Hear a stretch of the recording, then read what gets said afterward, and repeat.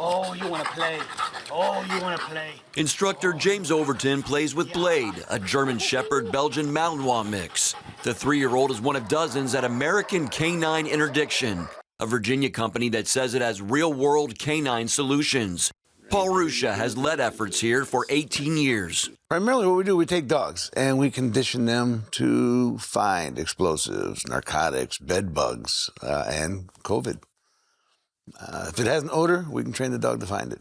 These dogs, they never cease to amaze us. I don't think we deserve these dogs. I think their capabilities, I think we're just starting to scratch the surface of the things that these dogs are able to do for us. Roushia says the idea to train dogs to detect COVID came after hearing a competitor discuss the concept. So I mulled it over and prayed over it and led by the Spirit. And the team that you're going to meet here in a little while, we got our heads together and said, here's the methodology we would probably use. So we went with a cheek swab.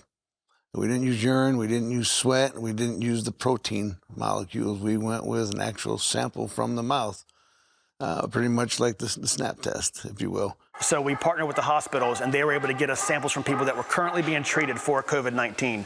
We got the cheek swabs from them, and then what we ended up doing is training the dogs to recognize the smell of the cheek swab first. After that, Overton says they introduced the dogs to the smell of a person's saliva without COVID. We got the dogs to discriminate between the smell of somebody infected versus not infected with an astonishing accuracy rate. It's just remarkable how sensitive their olfactory capabilities are and their ability to find this stuff.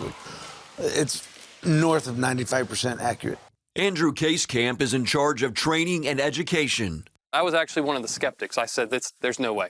There's no way. I've done this a long time. I do not believe that it's possible, and I'm kind of glad that they proved me wrong. You know, watching them actually go out and have the accuracy that they have is astounding.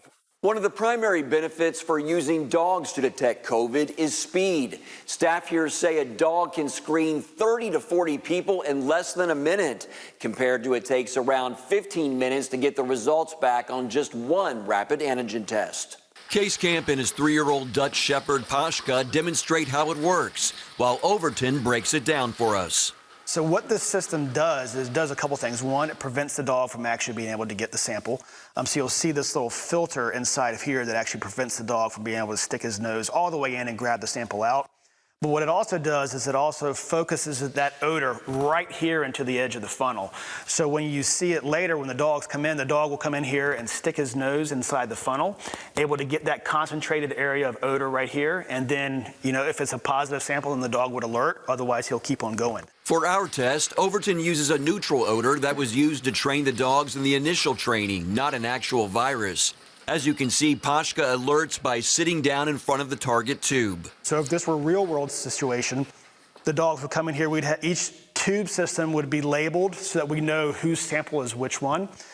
With our barcode system that we have in our app, they would come in here. If the dog indicates on this one, then this tube gets flagged as this was one of the hot tubes. Overton believes the dogs are a match for searching large groups of people. Anywhere where there's large crowds of people in close proximity to each other. So cruise ships, stadiums, concert venues, schools, hospitals, anywhere, even the airlines, any of those applications would be perfect for something like this. Roushia says he prays over the dogs constantly and relies on divine intervention. I ask for that knowledge, wisdom, and discernment on a daily basis. And then just trust the prompting of the Holy Spirit. You know, go find that quiet space. The world's loud, and God likes to whisper. So I like to just go find that quiet little space and wait for his prompting. And if he tells me go forward with it, I do. And if he speaks to my heart and says don't do that, then I don't. And adds, at the end of the day, his work is all for God's glory. Mark Martin, CBN News, Carrsville, Virginia.